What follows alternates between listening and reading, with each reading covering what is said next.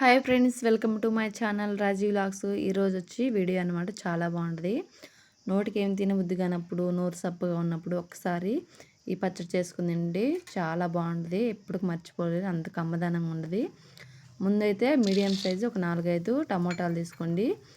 ఒక 2 కప్పులు పల్లీలు తీసుకోండి. ఇప్పుడైతే ఒక మందపాటి బాండీ పెట్టుకొని దాంట్లో ఒక గెంటి నూనె వేసుకొని పల్లీలు అయితే కొంచెం వేగేదాకా, ఎర్రగా వచ్చిందాకా వేయించుకోండి. ఇప్పుడు పల్లీలు సపరేట్ చేసి అందులోనే కొన్ని ఎండుమిరపకాయలు అయితే ఇరిచిపెట్టుకున్న ఎండుమిరపకాయలు వేసుకోండి. ఇవన్నీ కొంచెం సిమ్లోనే పెట్టుకొని వేయించుకోండి అనమాట. హైలో పెట్టుకుంటే మాడిపోతాయి. అవన్నీ వేగిన తర్వాత మంచిగా ఒక ప్లేట్లోకి పక్కన తీసి పెట్టుకోండి. పక్కన తీసి పెట్టుకున్న తర్వాత అదే బాండీలో ఇంకొంచెం నూనె వేసుకొని మనం కోసి పెట్టుకున్న టమోటాలు అయితే వేసుకోవాలి.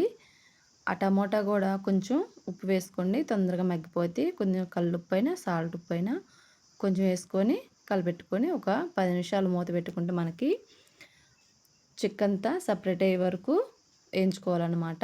చూసారు కదా, ఇట్లా వేయించుకొని అవి కూడా పక్కన పెట్టుకోండి.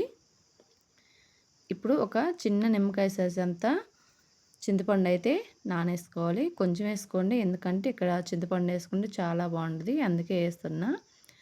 ఇప్పుడు ఒక చిన్న మిక్సీ గిన్నె తీసుకొని అందులోకి పల్లీలు వేయించి పెట్టుకున్న మిరపకాయలు అయితే ఇలాగా కచ్చపచ్చగా మిక్సీ పట్టుకోవాలి. అందులోకే ఇప్పుడు మనం వేయించి పెట్టుకున్న టమోటా ముక్కలు కూడా వేసుకొని నానబెట్టుకున్న చింతపండు కూడా వేసుకొని మంచిగా ఒక తిప్పి పక్కన పెట్టుకోవాలి. ఇప్పుడు కొన్ని ఉల్లిపాయలు, చిన్న ఉల్లిపాయలు లాస్ట్లో వేసుకోండి.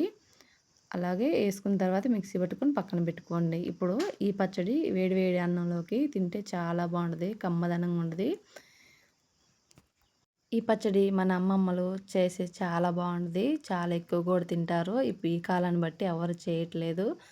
అందుకని మీకోసం ఈ వీడియో మీ వరకు తీసుకొచ్చే. ఒక్క లైక్ చేసుకోండి. నేను చేసిన పచ్చడి ఎలా ఉందో మీరు చేసుకొని నాకు కామెంట్ పెట్టండి. మీ కామెంట్ నాకు చాలా ముఖ్యం. చాలా